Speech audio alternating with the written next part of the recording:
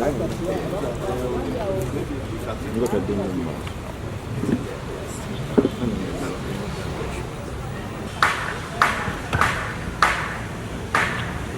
morning. We, as the leaders of the party, and we have 3 salient issues we want to share with the rest of the world concern the LC1 and 2 elections. The second is about the heavy military presence in Kampala metropolitan area. And then the third is the rampant eviction from people's workspaces. On the 21st of March 2026, the New Vision published a story. Museveni orders release of 56 billion for LC1 elections. And the elections must be held before May 2026. There are 2 glaring governance issues here which are worth noting and which we need to scrutinize for correction of how President Museveni governs this country. Number 1, that Museveni ordered the release of funds for the Electoral Commission to organize the LC1 elections. It means that the institution, which is supposed to be independent and with its budget appropriated by Parliament, could not proceed with its program until the President orders it. Why would such money wait for the President's directive to be released? Is it not a clear signal that there is a capture of the independent Electoral Commission? Is it not a clear signal that the independent Electoral Commission is under capture? If the so-called independent Electoral Commission must wait for the directive of the President to release funds already appropriated by Parliament, clearly it means that Electoral Commission is neither independent nor an autonomous entity.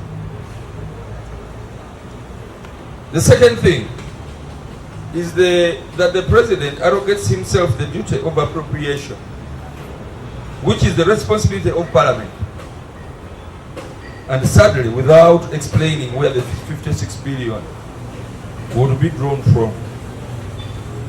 As we have always said, the Electoral Commission cannot claim to be independent at all if its programs can only run when President Museveni deems it necessary to attract funding. Museveni is using funding and obscurity of the election program and the delay tactics to disenfranchise the young people and the pro-change citizens from the process.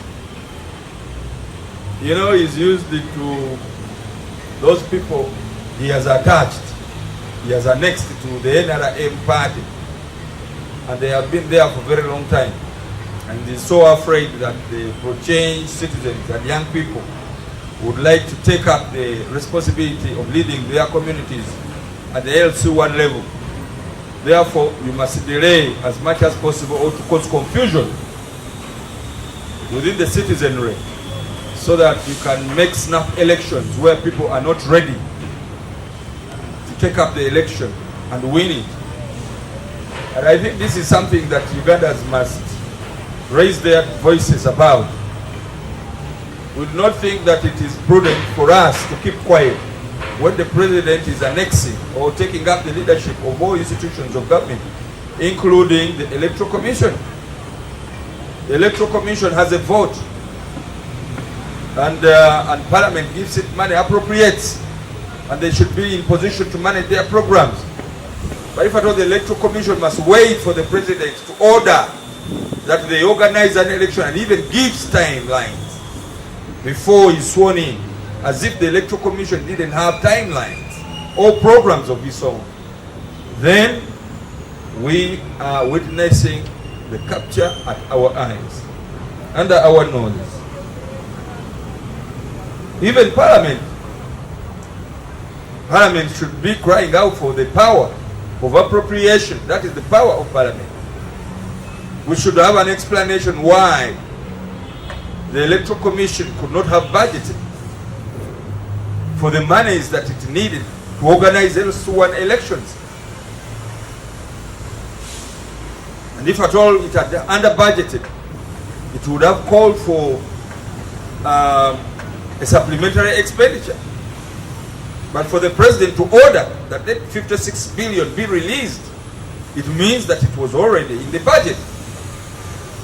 What kind of financial system are we operating in? Notwithstanding the state of capture of power of Parliament and the Electoral Commission, PFF is also deeply concerned that even with the assurance from the Cabinet that the LC1 elections will be funded, the Electoral Commission is still silent about having the LC1 elections conducted. The public is also demands clearer guidelines for the constitution of the village council voters registers, particularly on eligibility criteria for the first-time voters, for those who have attained the voting age but without a national identity card, and the potential voters who do not appear on the national voters register. There were certain guidelines which were published recently, which were not very clear. The Electoral Commission claimed that to be on the village council register, you must be in the national voters register. And to register as a voter in your village council, you must possess a national identity card. There are some youths who have attained the age of the majority, 18 years, and therefore they are eligible voters. But they neither have an identity card nor have they started processing it. And they're going to be eligible voters. And there are those people who were not on the national voters register, but they would want to register to be on the village council register so that they can vote for the leaders at that level. Would they be prevented from being voters at that level simply because they don't appear on the national voters register? So the whole thing was jumbled up and it was not clear, and we need clear guidelines as soon as possible to make the population ready to go and canvass for support, and also prepare themselves to support the candidates of their choices, other than leaving it in a laissez-faire manner. So there are two demands that PFF would like to make. One, that the Electoral Commission promptly releases clear guidelines on the matters we have raised, and secondly, also releases the programs that aspirants for LC1 and 2 elections will follow to prepare themselves for the campaign and for the election. The second issue is about the heavy military presence in Kampala metropolitan area.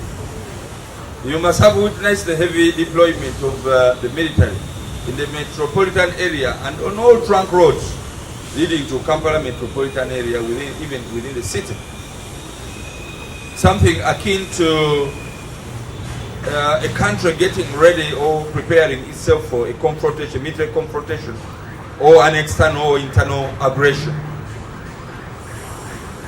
We, as PFF, we respect the duty of government to keep the country safe. The citizens, however, deserve the right to know the purpose for the heavy military deployment, the heavy presence of the military, and why they should search their vehicles, and what they are looking for exactly. You see them stopping vehicles, causing unnecessary traffic jam, undue policing, causing anxiety, and without necessarily explaining what exactly they are looking for. Could there be a preparation for an internal conflict? Could there be a preparation for an aggression? Are there some arms and ammunition being trafficked around that they are looking for? Don't you think that the citizenry deserve to be explained to, an explanation about what is happening around them? Can the citizenry make a contribution to government just in case they are explaining to their responsibility, their own security? How comes that this government doesn't value the contribution of the citizenry in as far as their security is concerned? So we demand an explanation about the heavy deployment and to know whether there are security threats that we should be ready for, and what our contribution should be other than just observing and obeying people who stop us, search in our vehicles without even searching the passerby. People who are passing by, people who are not searched. So is it just a nuisance value, or just a scarecrow, or just a show of military prowess? We just can't understand. So government, the responsible government, should be in position to act, to explain to the citizens that there could be a threat in the country, whether an internal threat or a threat due to aggression from abroad, that we should be ready for, to call upon the military presence such as the one that we are seeing. Otherwise, we are seeing a lot of, experiencing a lot of inconvenience and new traffic jams which are created by the roadblocks which have been mounted. Finally, is the rampant eviction from people's workplaces. We are seeing most of the towns being having operations of evicting people from their workspaces.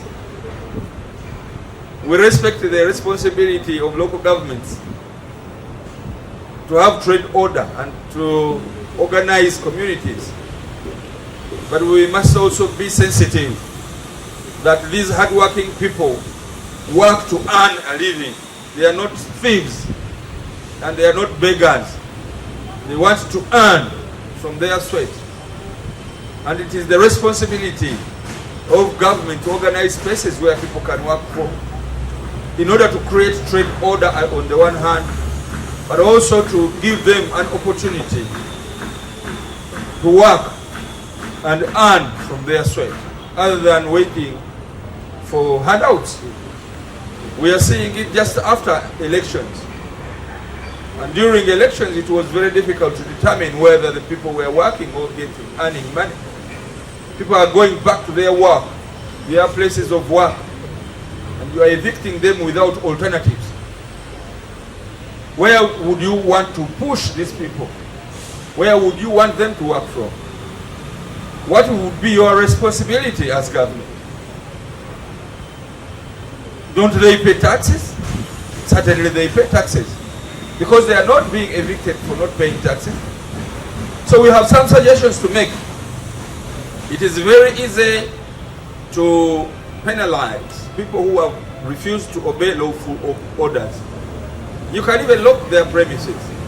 But to come and break up their premises and exposing their properties inside to theft is to send those people to do things that they shouldn't have done if at all they had their property. Maybe they are waiting for an opportune time to get space where they can work from. Maybe they are looking for other spaces. But to come brutally and militaristically break down their premises where they have fridges, some of them keep their money, some of them have utensils. You expose them to theft and burglary. I think that is irresponsibility on the part of the executors of those operations. They should be in position to allow people to adjust and help them to adjust. They should be able to penalize them to lock up the premises but keep their properties safe. But exposing their properties to theft is something that is irresponsible, and we condemn it in the strength it deserves.